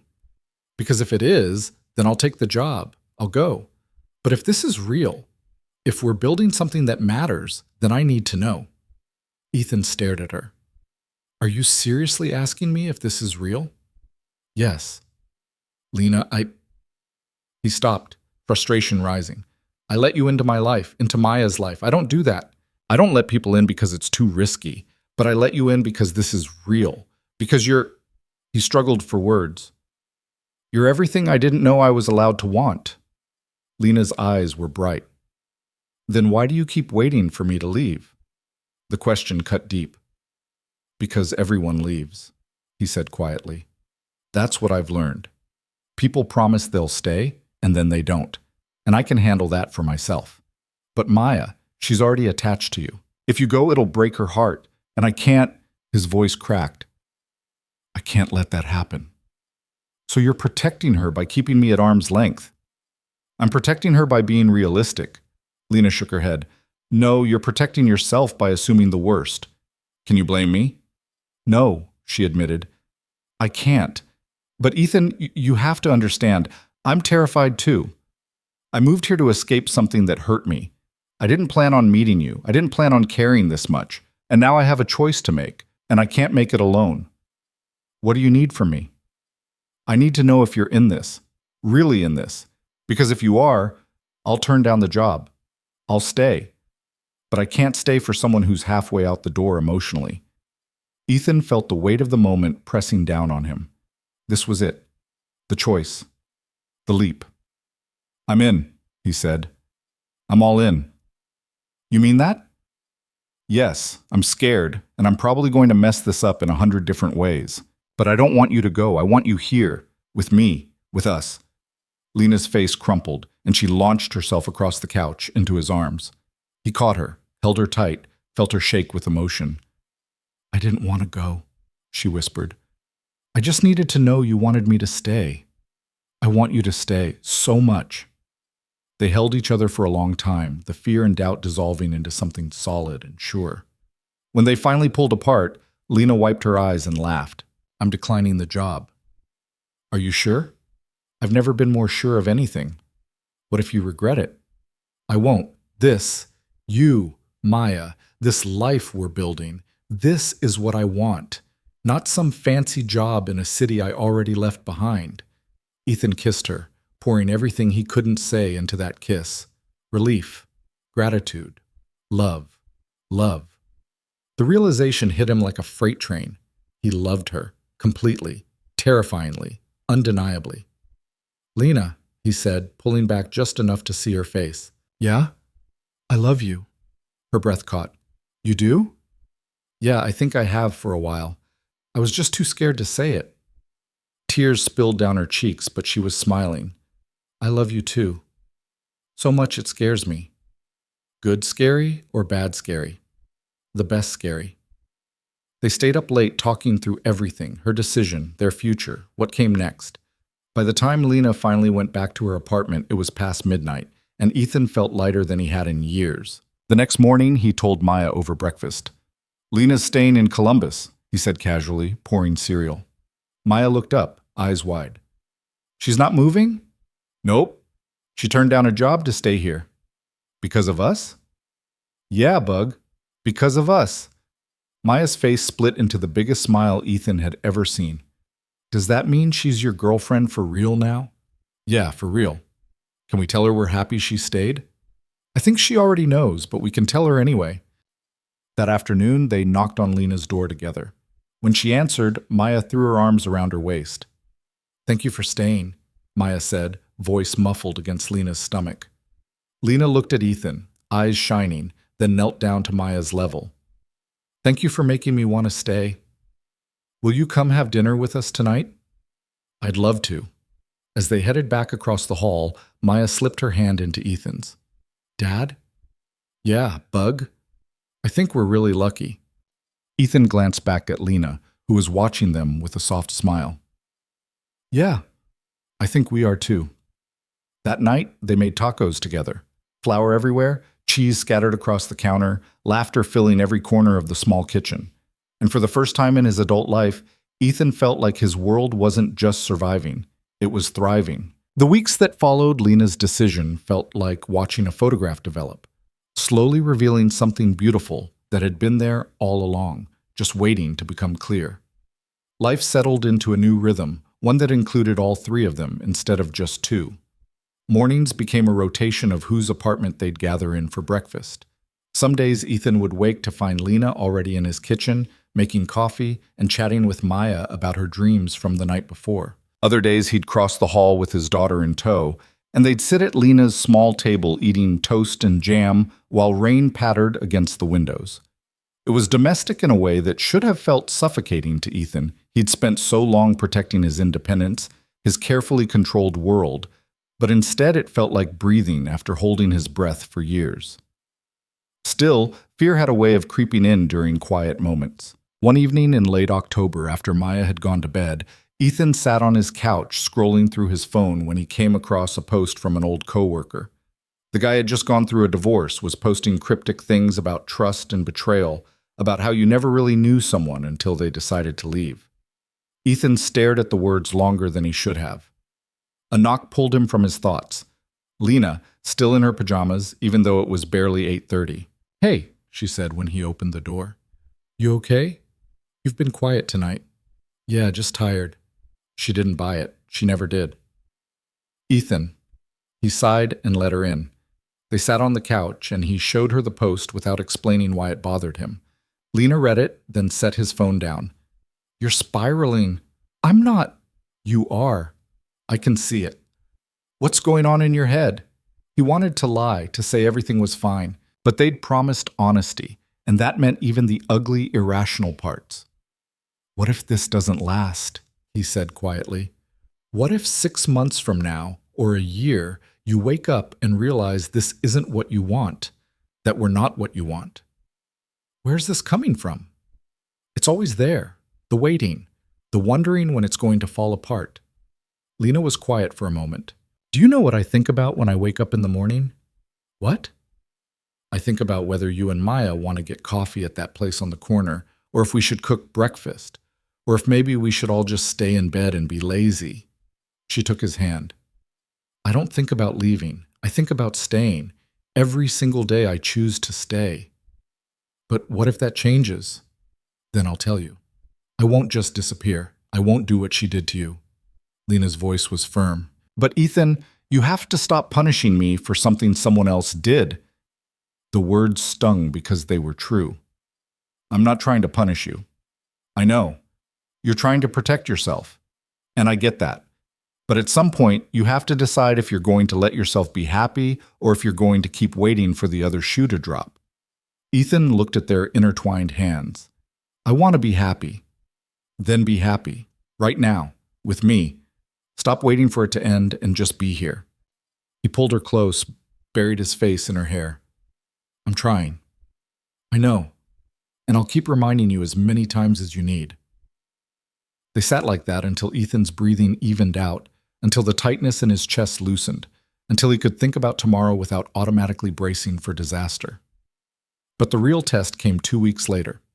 Ethan had picked up an extra shift to cover for someone who called in sick. It meant working a double, 16 hours straight, and he was running on 3 hours of sleep and too much coffee. By the time he got home at 7 in the morning, he was exhausted, irritable, and not prepared for what he found. Maya's backpack sat by the door. School started in 45 minutes, and she was supposed to be at Mrs. Chen's by now for the morning routine they'd established on days when Ethan worked overnight. He walked down the hall and heard voices. Lena's apartment. He knocked, and Lena answered immediately, already dressed, hair pulled back, looking completely put together despite the early hour. "Hey," she said. "You're back. What's going on? Why isn't Maya at Mrs. Chen's?" "Mrs. Chen's grandson showed up unexpectedly last night. She texted me around 11 saying she couldn't take Maya this morning, so I told her I'd handle it." Ethan felt something cold settle in his stomach. "You should have called me. You were working. I didn't want to bother you." "She's my daughter, Lena. You should have called." Lena's expression shifted. "Okay, I'm sorry. I was trying to help." "I know, but..." He stopped, realizing Maya was standing in Lena's kitchen eating cereal, watching them with worried eyes. "Dad?" she said quietly. "Are you mad?" "No, Bug. I'm just tired." He forced a smile. "Go brush your teeth. We need to leave in 10 minutes. Maya nodded and disappeared into Lena's bathroom. Lena crossed her arms. "What's really going on here?" "Nothing. I just wish you'd told me. I made a judgment call. Mrs. Chen couldn't watch her, and you were busy, so I stepped in. Isn't that what people in relationships do?" "Not without asking first." "Ethan, it was 6 in the morning. I wasn't going to wake you up from the only sleep you were getting just to get permission to give your daughter breakfast." She was right. Logically, he knew she was right. But something about coming home to find his world rearranged without his input made him feel out of control. "I need to be consulted about Maya," he said. "Always." "Noted." Lena's voice was tight. "But maybe you also need to accept that you're not doing this alone anymore. That it's okay to let someone help." Maya came back, toothbrush in hand. "Ready?" Ethan drove her to school in silence, his mind churning. When he got back to the apartment, Lena was waiting in the hallway. "We need to talk about what just happened," she said. "I know, I'm sorry, I overreacted." "You did, but I also get why." She leaned against her doorframe. "You've been the only parent for so long that sharing that feels like losing control." "It's not about control." "Isn't it? Even a little?" Ethan ran a hand through his hair. "Maybe. I don't know. When I came home and she wasn't where I expected her to be, I panicked. Because you thought something went wrong, or because you thought I overstepped?" He considered the question honestly. "Both." "Okay, so here's what we're going to do. From now on, unless it's an actual emergency, I'll check with you before making decisions about Maya, even small ones. Deal?" "You don't have to do that." "I want to, because clearly you need that boundary right now, and I'd rather respect it than fight about it." Relief washed over him. "Thank you. But Ethan, at some point you're going to have to trust that I'm not going to mess this up, that I care about Maya almost as much as you do." "Almost?" She smiled slightly. "No one loves her as much as you do. That's how it should be, but I'm close." He pulled her into a hug. "I'm sorry I was an ass." "You were tired and scared. I get it." She pulled back to look at him. "Now go to bed. You look like death." "Romantic." "I'm a romantic realist." He kissed her forehead and went to sleep, but not before texting her. "Ethan, thank you for taking care of her and for putting up with me." "Lena, always. Now sleep." The incident could have driven a wedge between them, but instead it became a turning point. They talked more openly about boundaries, about expectations, about what co-parenting, because that's what they were inching toward, looked like when one person was still learning to share the role they'd carried alone for years. Lena started asking before making plans with Maya. Ethan started accepting help without feeling like he was failing. They found a balance, imperfect but functional, built on communication rather than assumption. November brought colder weather and the kind of routine that felt less like settling and more like building something permanent. Maya's 7th birthday was approaching, and she had opinions about everything. "I want a dinosaur cake," she announced at dinner one night. "And I want to invite my whole class, and I want decorations. Lots of decorations." Ethan mentally calculated costs and logistics. How about we do a small party? Just your close friends? Maya's face fell. But I want everyone to come. Lena, who'd been helping set the table, caught Ethan's eye. What if we had it at the park? Then we could invite more people without worrying about space. It might rain, Ethan said. So we rent one of those pavilion things. They have covers. Maya bounced in her seat. Can we, Dad? Please? Ethan looked between them. His daughter's hopeful face, Lena's encouraging smile, and felt his resistance crumble. Okay, park party it is. Maya shrieked with joy and threw her arms around Lena. Thank you, thank you, thank you. Over Lena's shoulder, she mouthed to Ethan, We've got this. And they did. Over the next 2 weeks, they planned together. Lena designed dinosaur-themed invitations on her laptop. Ethan handled the food and logistics. Maya created a playlist of her favorite songs and changed her mind about the cake flavor 4 times before settling on chocolate with vanilla frosting. The morning of the party, Ethan woke early to a text from Lena. Lena, ready to throw the best birthday party this park has ever seen? Ethan, born ready? Lena, liar, you're nervous. Ethan, how do you know? Lena, because I know you. Meet me outside in 10, coffee run before chaos. They drove to the coffee shop in comfortable silence, ordered their usuals, and sat in the car watching the sunrise paint the sky orange and pink. She's going to have a great day, Lena said. I hope so. She will, because she's surrounded by people who love her. Ethan looked at her. Thank you. For what? For this, for helping, for caring, for being here. Lena reached over and squeezed his hand. There's nowhere else I'd rather be. The party was chaos in the best way. 20 kids running around, parents chatting under the pavilion, balloons everywhere, and Maya in the center of it all, glowing with happiness. She wore a t-shirt with a T-Rex on it and a party hat that kept sliding off her head. Ethan watched from the sidelines, making sure no one wandered too far or got hurt, while Lena led a dinosaur trivia game that had the kids screaming answers with wild enthusiasm. At one point, Maya ran up to him, out of breath and grinning. This is the best birthday ever. Yeah? Yeah, and it's because you and Lena work together. You're a good team. The simple observation hit him harder than it should have. We are, aren't we? He said. The best team. She hugged him quickly and ran back to her friends.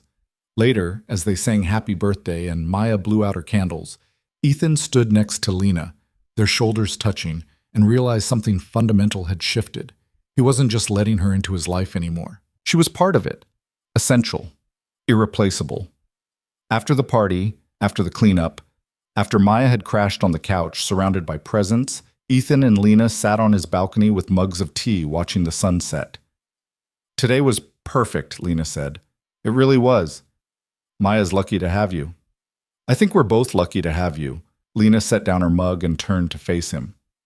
Can I tell you something? Anything.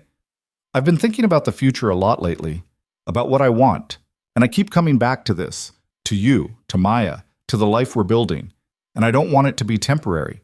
I want it to be permanent. Ethan's heart raced. What are you saying? I'm saying I want to be all in, not just dating, not just the woman across the hall. I want to be part of your family, officially. Lena, I'm not asking you to propose or anything, she said quickly. I just need you to know that I'm serious about this, about us, that I'm not going anywhere. Ethan pulled her close, emotions threatening to overwhelm him. I want that too, so much. Yeah? Yeah, you already are part of this family. You have been for a while. Lena's eyes filled with tears. Good, because I love you, both of you, and I can't imagine my life without you in it. I love you too. He kissed her, soft and certain. So much. They sat there as the sky darkened, holding each other, and Ethan felt the last of his fear finally let go. 2 months later, on a random Tuesday in January, Lena's lease came up for renewal. They were in Ethan's kitchen making dinner when she mentioned it casually. So my lease is up next month. Ethan looked up from chopping vegetables. Are you renewing? I don't know. I've been thinking about it. What are you thinking? Lena set down the wooden spoon she'd been using to stir pasta sauce. I'm thinking it's kind of silly to pay rent on an apartment I barely sleep in. Ethan's hands stilled. What do you mean? I mean, I'm here almost every night. My toothbrush is in your bathroom. Half my clothes are in your closet. I spend more time in this apartment than my own. So what are you saying? Lena turned to face him fully. I'm saying maybe it doesn't make sense to renew. Maybe it makes more sense to just stay here. With you. Officially. Ethan felt his chest tighten, not with fear this time, but with something bigger. Hope, joy, certainty. You want to move in? Only if you want me to. I don't want to push. Yes. Lena blinked. Yes? Yes. Move in. Stay. Make this official. A smile broke across her face. Really? Really. I want to wake up with you here every morning. I want Maya to know this is your home too. I want all of it. Lena launched herself at him, and he caught her, laughing, kissing her, feeling lighter than he'd felt in years. Maya walked in from her room, took one look at them, and grinned. Are you guys being gross again? Lena's moving in, Ethan said. Maya's eyes went huge. For real? For real, Lena confirmed. Maya screamed and ran over to join the hug, and the three of them stood there in the small kitchen, tangled together, and Ethan felt something he'd spent years not believing in. Completeness. The move happened gradually over the next few weeks. Lena brought her things across the hall in stages. Books first, then clothes, then kitchen supplies, then finally furniture they'd decided to keep. Her apartment went from lived in to empty, and Ethan's went from sparse to full. They rearranged to make space. Lena's desk went in the corner of the living room. Her art prints went on the walls. Her plants crowded the windowsills. And slowly, imperceptibly, it stopped being Ethan's apartment and became theirs. Maya got the biggest kick out of it. Now Lena can help with homework every night, she announced to anyone who would listen. One Saturday afternoon, while Lena was teaching Maya how to make her grandmother's cookie recipe, Ethan stood in the doorway watching them. Flour covered the counter. Maya was laughing at something Lena said. The radio played softly in the background. This, he thought. This is what I was missing. Not just Lena, not just having a partner, but the feeling of building something together, of not carrying everything alone, of letting someone in and discovering that the risk was worth it. That night, after Maya went to bed, Ethan and Lena sat on the couch with tea and the comfortable silence of people who didn't need to fill every moment with words. Can I ask you something? Ethan said. Always? Are you happy? Lena looked at him like the question surprised her. Incredibly, why? I just want to make sure that this is what you want, that you're not sacrificing anything by being here. Ethan. She set down her mug and took his hands. I'm not sacrificing anything. I'm gaining everything. You, Maya, this life. It's not a compromise. It's what I choose. Every single day. Even when it's hard? Especially when it's hard. She smiled. You know what I realized the other day? What? I used to think love was supposed to be this big dramatic thing, all passion and grand gestures. But it's not. It's you remembering how I take my coffee. It's Maya saving me the blue crayon because she knows it's my favorite. It's the three of us on the couch watching movies we've all seen 100 times. It's small and quiet and ordinary, and it's perfect. Ethan pulled her close. I don't deserve you. Stop saying that. You absolutely do. I'm going to mess this up sometimes. So will I. That's how relationships work. We mess up, we talk about it, we fix it together. Together, he repeated, and the word felt like a promise. Spring came, and with it, changes. Maya turned 7.5. She insisted on celebrating half birthdays now and started asking bigger questions about family and what it meant. One night at dinner, she looked up from her spaghetti and said, Can I call Lena Mom? The question hung in the air. Ethan glanced at Lena, whose eyes were suddenly bright with tears. That's up to Lena, Bug, he said carefully. Lena reached across the table and took Maya's hand. You can call me whatever feels right to you. But would it be okay if I called you Mom? It would be more than okay. It would be an honor. Maya smiled, satisfied, and went back to eating like she hadn't just fundamentally shifted their entire dynamic. Later, after Maya was asleep, Lena cried in Ethan's arms. Happy tears this time, the kind that came from being chosen, from being wanted, from becoming exactly what she'd never known she was meant to be. "I never thought I'd be someone's mom," she whispered. "You're amazing at it. I'm terrified I'm going to mess it up." "Welcome to parenting. That feeling never goes away."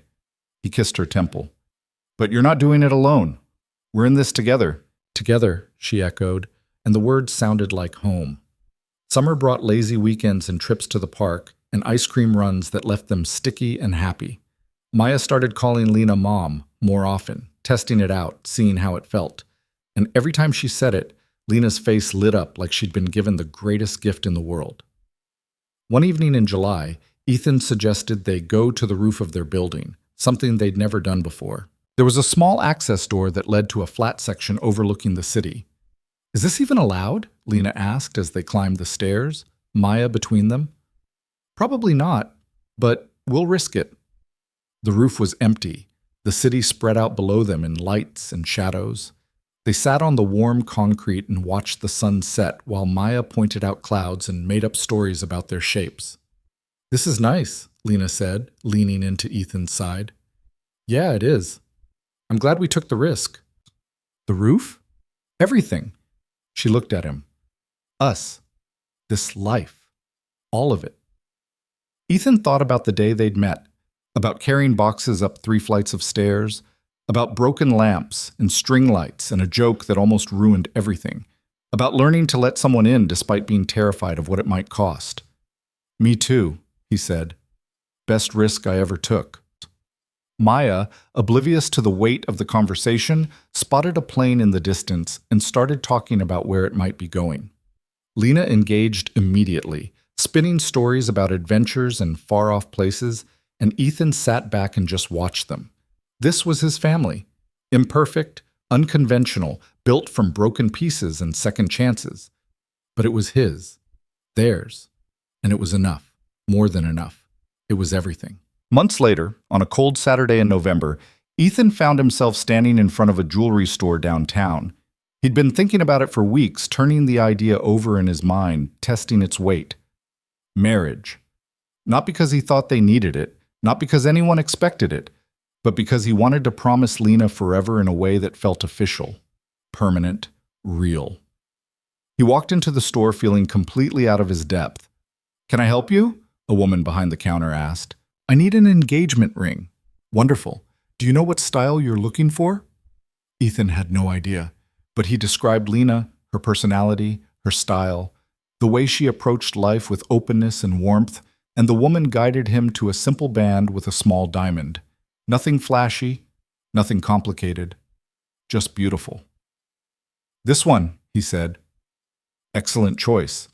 He bought it, had it sized, and carried it home in a small velvet box that felt heavier than its actual weight. That night, after Maya went to bed, he found Lena on the couch reading. "Hey," he said. "Hey yourself." She set down her book. "You okay? You've been weird all day." "I'm good, just nervous." "About what?" Ethan sat beside her and pulled the box from his pocket. Lena's eyes went wide. "Ethan, let me say this before I lose my nerve." He took a breath. "A year ago, I thought my life was complete. I had Maya, I had my job, I had our routine, and then you moved in across the hall, and everything changed. You didn't just fit into my life, Lena. You made it better, bigger, fuller. You made me believe in possibility again." Tears were already streaming down Lena's face. "I know we've already built a life together," Ethan continued. "I know we don't need a piece of paper or a ring to prove what we have. But I want it anyway. I want to stand in front of everyone we know and promise you forever. I want to make it official." He opened the box. "Lena Brooks, will you marry me?" "Yes," she said immediately, voice breaking. "Yes, of course, yes." He slid the ring onto her finger and she kissed him, tasting salt and joy and everything they'd built together. When they finally pulled apart, Lena was laughing through her tears. "We have to tell Maya." "Now?" "Yes, now. She's going to lose her mind." They crept down the hallway to Maya's room. She was sprawled across her bed, one leg hanging off the side, completely asleep. Lena gently shook her shoulder. "Bug, wake up." Maya stirred, eyes blinking open. What's wrong? Nothing's wrong. We have news. Maya sat up, instantly alert. What news? Ethan knelt beside the bed. How would you feel about Lena and me getting married? Maya's eyes went huge. She looked between them, processing. Then she shrieked, a sound of pure joy, and threw her arms around both of them. You're getting married? For real? For real, Lena confirmed. Does that mean we'll be a real family? Bug, we're already a real family, Ethan said. This just makes it official. Maya pulled back, grinning so wide it looked like her face might split. Can I be in the wedding? You're going to be the most important person there, Lena said. Better than the bride? Absolutely. They stayed in Maya's room for another hour, talking about plans and dresses and whether they'd have cake or cupcakes, until Maya finally yawned and Ethan carried her back to bed. In the hallway, Lena took his hand. Thank you. For what? For taking a chance on me, for letting me in, for building this with me. Thank you for being worth the risk. They stood there in the quiet hallway of the apartment building where everything had started, and Ethan thought about how much had changed, how one decision to help a stranger carry boxes had completely altered the trajectory of his life. He wouldn't change a single moment, not the fear, not the mistakes, not even the pain, because all of it had led here, to this woman, this family, this life, and it was more than he'd ever dared to hope for. 6 months later, on a warm May afternoon, they stood in the park where they'd thrown Maya's 7th birthday party and promised each other forever in front of 30 people who loved them. Maya stood between them, holding a bouquet of wildflowers, beaming with pride. The ceremony was simple.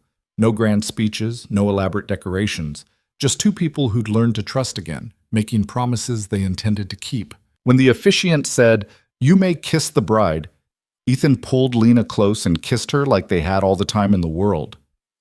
Because they did. At the reception, Maya gave a toast that made everyone laugh and cry.